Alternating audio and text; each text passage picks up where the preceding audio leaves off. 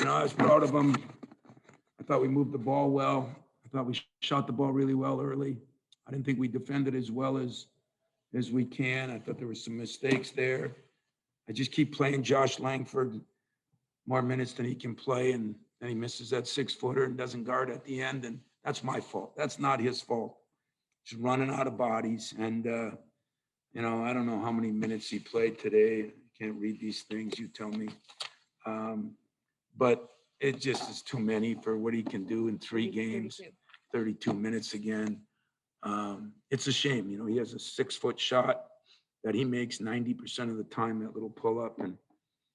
But we didn't do the things we needed to do down the stretch. I thought that our defense, our weak side, the offensive rebound, and I thought there were some ridiculous calls. And so I don't say that very often, but I'm going to say it. And combination of things was disappointing. So I'm proud of them for bouncing back. They played a great team. We had more threes the first half than we probably had in the last 2 games, for God's sakes.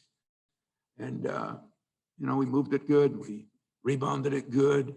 We turned it over 8 times. We did everything except check a little better and try to tackle a guy that sat in the lane for hours. And we didn't do a good job of that. First question tonight comes from Graham Couch.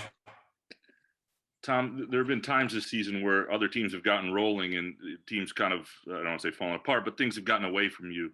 There were a couple moments in this game early in the second half. It's an 8-point game. It looks like things may go poorly. Then it's 79-70. There was moments of resolve and response. Were those some of the biggest things you take from this?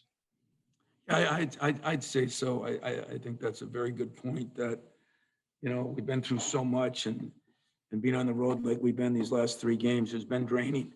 And, everybody got together in the huddle and really talked about that we had a chance, and we made a couple big plays, and God, Frosty missed a couple of great shots, and Kid is one of my best shooters. He was 1 for 8 tonight. And I thought Josh missed a couple of great looks, but we got to get more out of Joey Hauser, and we got to get Aaron Henry.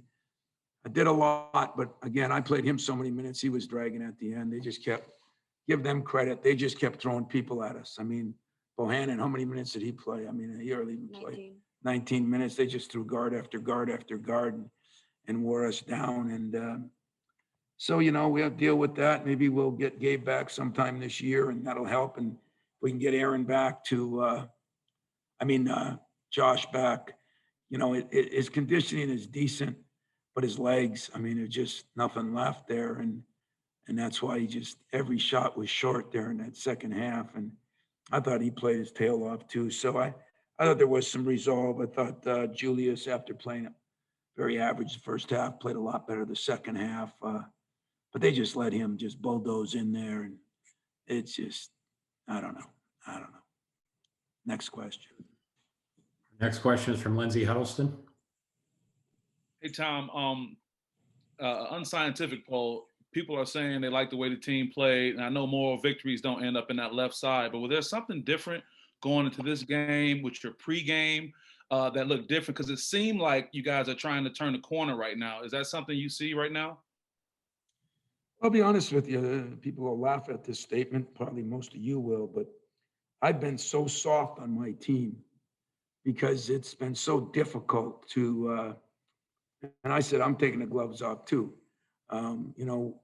We're not playing with the tenacity that Spartans play with. I talked to a very, very successful coach today, maybe the best in the business. And he kind of thought that about his team, are you losing the culture? Well, and I had a good friend of mine tell me, why are you coaching them with kid gloves? I said, because I don't know what they can take.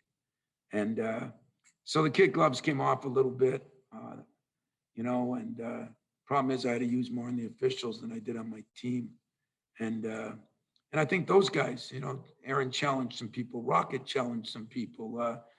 I thought, we just got to get more out of our bigs in some ways. And but our best players, Aaron, Joey, and Josh, they got to be really good. And Josh, I think he was 5 for 16 or 18. And you know what? I'll be honest with you. I thought he took like one bad shot. You take 16 shots, you got one bad shot. It's amazing. And it just, God, I thought they were dead in too. I was looking behind him on the bench and they were just all short. And that's the way it is. And that's the way it's going to be. Maybe we can get a little rest. He's had about 3 days of practice since he's been back because we've been traveling so much. Maybe tomorrow we get a day off and maybe Thursday and Friday he can get back in somewhat shape with his legs. And that'll be the chore, yeah. Next, we'll go to Kyle Austin. I'm just wondering, I mean, how difficult is it for your big men on a night like tonight? I mean, they're trying to slow down Garza, but with the fouls going the way they are, it seemed like all of them were in foul trouble, kind of going in and out. I mean, what was kind of the challenge for them tonight? Yeah, like I said, I did not appreciate some of the calls. It just seems like, and we didn't do a good enough job. We were going to double. They came, this is the story of the year. They came, the Fredrickson kid wasn't supposed to play, and then he plays and changes who we were going to double off of and all this. And then to be honest with you, he benched some of his guys. I give him credit, man. He just, how many minutes he played, but those other two guards are the ones that hurt us. And they just drove us and went to the free throw line. How many free throws they get? 35. 35 free throws. I mean, it just jump into you, drive into you, foul you, and then every time you touched the big guy, there was a foul. And I didn't appreciate that. But we got to do a better job, so I got to do a better job. Up next is Chris Solari. Kind of and a little bit of a follow with that. I mean, it seemed like there were points where you guys did a good job on Garza, but the Nunge kid in the first half kind of got a couple of those buckets. I guess what happened there? Yeah, we tried to put Joey on another guy so we could double, and then when he had a guard Nunge, he just didn't do maybe as good a job. We kind of lost him a little bit because we're trying to double. I mean, when you can throw people around in the post, we don't have anybody that big to deal with them, and so we're trying to double some, and then often all of a sudden Nunge hits too. I mean, I don't know what he's shooting for the year, but it wasn't very good, and he made a couple. So you pick your poison. You do what you got to do. And yet I still say a couple cutouts, a couple of knowing who goes left and right. And I think it was just fatigue. I mean, Aaron Henry played his tail off. He was dead. Josh played as hard as he could play. He was dead. Other guys, we just made some mistakes. And I give them credit for the most part. We followed the scouting report. We did a good job. We had a good practice. We had 3 walkthroughs because you couldn't practice much when you're on the road like this. So the hotel was a walkthrough. We had built a court in there, and I thought they responded really well. I really felt we were going to win the game. Isn't that weird? I mean, I said it today. I told people we're going to win this game. I told my team we're going to win this game. Is it a turning point? No, it's not a turning point. We're Michigan State. We're not a, get a moral victory. But did we play better? Did we play with some intensity? Did we move the ball better? Did we not turn it over? Did we make some freaking shots for once? Yeah, all those things were true. And yet maybe where I'm, Hauser got in such foul trouble early, that really hurt us and him because he had already hit a shot. And we just couldn't take the chance of playing one because the way they were calling it. So that hurt. And then it caused me to, I was going to play Malik some at the 3, but I had to play him at the 4 because Joey was out and just kind of ran out of bodies. How do you keep these guys focused on the next one rather than maybe the next 11? That's no problem. That's the least of my worries. We're not worried about the next 11. I mean, I don't even know if we'll get in 11. I don't know what we'll get in. I don't know how this whole thing's going to work. Nobody knows. The next thing will happen is some other team will get COVID. All I'm focusing on is us getting better. Because if we do get better, this is not a team that's as bad as we are. We lost 2 tough games. One at Purdue, where I thought at the end of the game there were some things that happened that, and those cost you. And then you kind of go on from there. Then you come back after the 20 days. Guys, I don't know what to tell you. I don't know. You can say other teams respond different. Well, some of it depends on who's got COVID and who doesn't. I mean, I'm down 2 coaches. So that's another big excuse that you can write. But the main part of this is when you sit there and you don't practice for 12, 14 days, and you don't practice with your key people. I mean, poor Marty, he didn't get up and down at all tonight, and he had been playing pretty good. It's just the way it is, and I don't know how long it'll take Gabe. I don't know how long it'll take Josh to come back. I got to be more careful with Josh, and that bothers me. But I was so stuck, wanted to win. He said he was good enough to go, but him and Aaron were beat up after. I'll just say that. I ain't worried about 11. I'm worried about next game. That's all I'm worried about. We got to win games, get better, and somebody better hope we don't get on a little streak. All right, we have 3 final questions. We'll start with Rico Cooney. Coach, you've been talking about Josh, and I know you want to get him rest and kind of but he looks like he's starting to, or maybe on the cusp of turning a corner. I mean, he looked solid against Ohio State, and then tonight he looked, I guess, he's a lot more comfortable. Am I reading that wrong, or? Oh no, you're reading that right on. If I would have played him 25 instead of 32 and 3 in the last 2 games, I think he would have made more shots.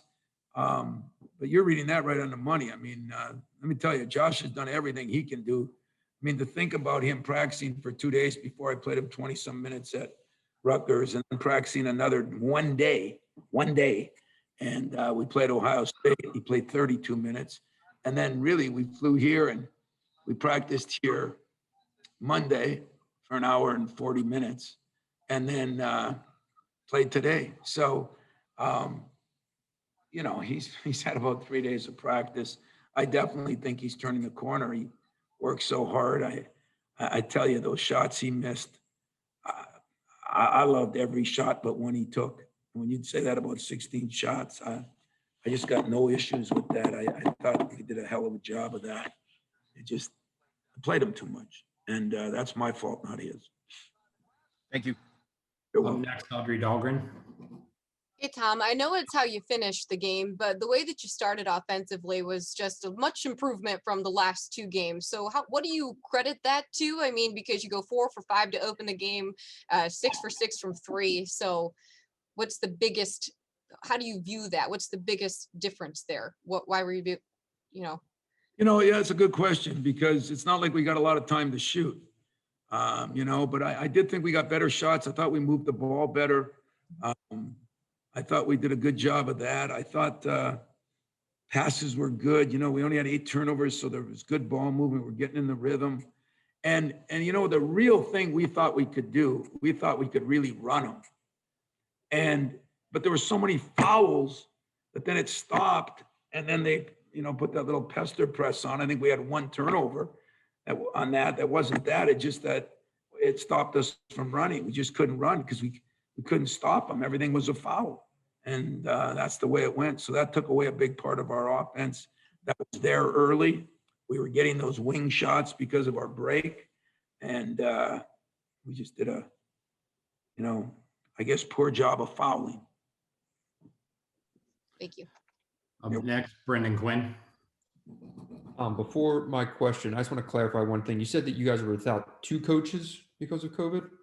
Yeah. So obviously, Fife. Wojcik. Yeah. Okay.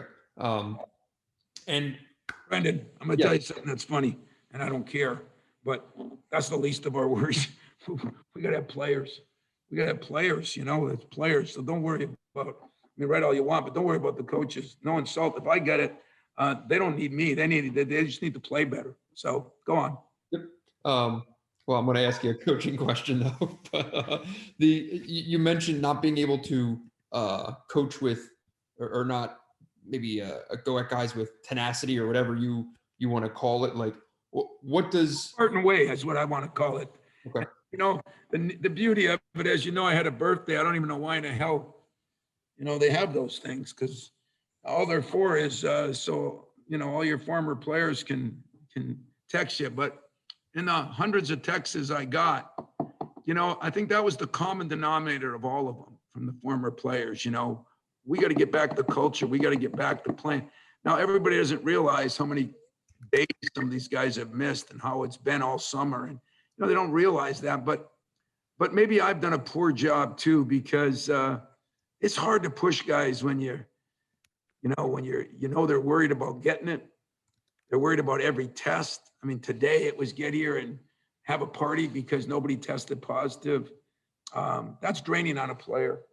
And I've talked to a couple of big time coaches about that in the last couple of days. And so, it's not that I'm afraid of, I'm past the point of getting sued, it don't bother me anymore. But I'm just telling you that, you do have some compassion and empathy for people because it's a tough time for them. And, but I told them today, I don't think I'm very good that way, and I don't think they respond. And, we got after it a little more, and even in the meetings. And, I think it was good. So maybe we're all growing a little bit here. Put it this way, guys, if we would have played this good, we would have won a lot of games. So if you want to take that, that's something you can take from it. We would have won a lot of games. But the ability to reach down when things are on the line, come up with a big defensive play, we're just not there yet. And I think it's because of the lack of depth that I thought I had much of, but just don't have as much because of the way. Is there kind of a degree of having to relearn how to win, especially kind of close games like this? Because it's been a while since you've had, make killer plays in the last 2 minutes and things like that. Yeah, I'd say so. And yet we were down 79-70. I thought we made some great plays. We took some great shots. Frosty had that one in the corner. Oh my God, I bet on him 9 out of 10. And, great plays, great ball movement. I thought, as I told Aaron, he's got to get fouled a little bit more at the end when he drives in there. It seemed like they got fouled every time they drove. Sometimes we're avoiding those, and we got to get better at that. But do you have to learn how? Probably. We're trying to learn a lot of things. When you have 20 days off, you're learning a lot of things that you didn't do, and we're going to do a better job of it. We'll get a couple of days of practice in and see if we can, this will give them a boost of confidence of this. If you move the ball, if you don't turn the ball over, if you give them good passes, if you rebound pretty well, a lot of good things will happen. If we didn't foul as much tonight, if I had to take one thing that changed the game, it was the fouls. And it wasn't because of the free throws they shot, which were in the hundreds, but it was the fact that it negated our fast break, which I thought early was very, very good and hurting them a lot. Gotcha. Thanks, Tom. You're welcome. And our final question comes from Graham Couch. Yeah, Tom, I wanted to ask you about Rocket a little bit, and a guy who's been struggling mightily and found it for a while, and what you saw from him, and what you said to him.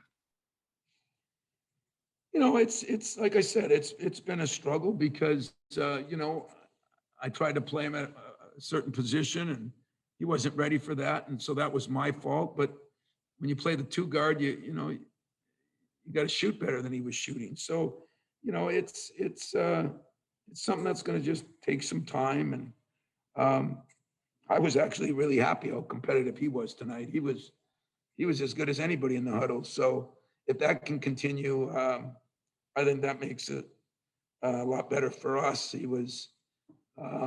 still isn't defending like he used to, because I think he's trying to find himself. I mean, that's pretty common. But, for a team that is going through so much and, has got probably pressure on their back, I thought my guys handled things extremely well. And there hasn't been bad practices.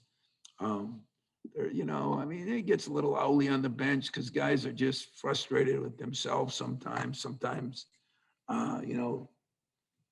aren't doing the things they need to do. But boy, for the most part, our practices have been good.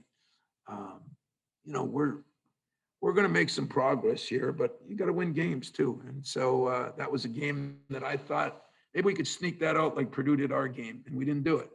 And so now we got to figure out a way, and we were right there. We did enough to win the game, and we didn't do enough to win the game. And fouling probably was the biggest part. Appreciate it, guys. Thanks. Thanks, Coach.